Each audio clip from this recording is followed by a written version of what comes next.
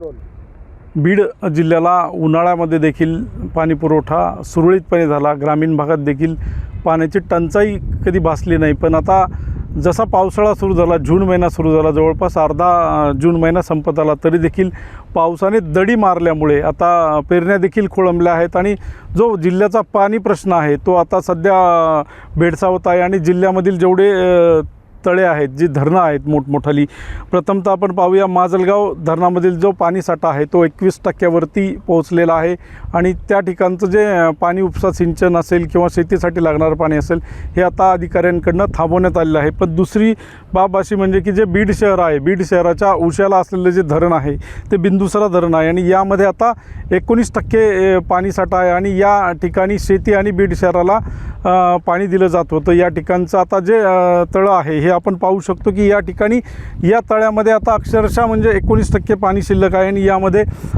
जवळपास मी उभा आहे तो मध्यभागी तळ्याच्या ठिकाणी आहे आणि अर्ध तळं आता कोरडं आहे आणि अर्ध्या ह्याच्यामध्ये पाणीसाठा आहे।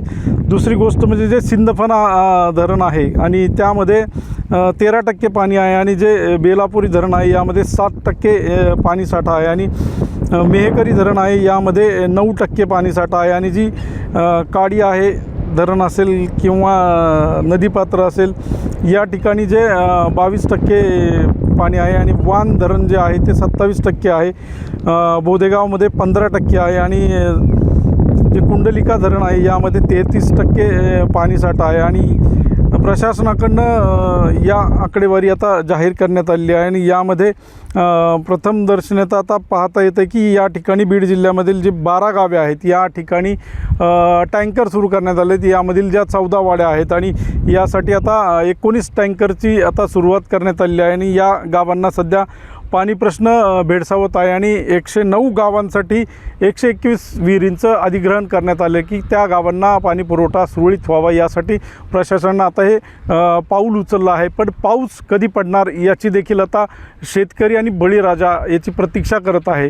पण यावरती काय उपाययोजना करता येतील आता प्रशासनाकडनं हे देखील आता पाहणं तितकं महत्त्वाचं ठरेल। LS मराठीसाठी दीपक जाधव, बीड। हे एल निनोच्या पार्श्वभूमीवर आमचा पाऊससुद्धा उशीर झालेला आहे।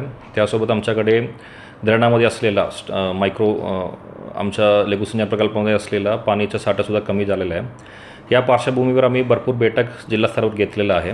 त्यासोबत खालच्या स्तरावर काम करण्यासाठी आणि कारवाई करण्याकरिता आम्ही जलसंधारण विभाग असेल, इरिगेशन डिपार्टमेंट असेल, त्यासोबत महसूल विभाग, तसेच अवैध उपसा कसे बंद करायचे त्यामध्ये डिटेल प्लॅन आम्ही तयार केलेला आहे।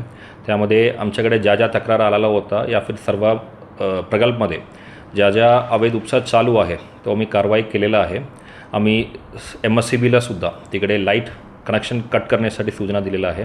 तसेच कुठलाही अवैध उपसा सापडला असेल तर त्यांच्या मोटर आणि पाईपलाईन सीज करण्याकरिता आणि तरीसुद्धा तो बंद केला नसेल तर गुन्हा दाखल करण्याच्या सुद्धा सूचना आम्ही कालच्या अधिकाऱ्याला दिलेला आहे।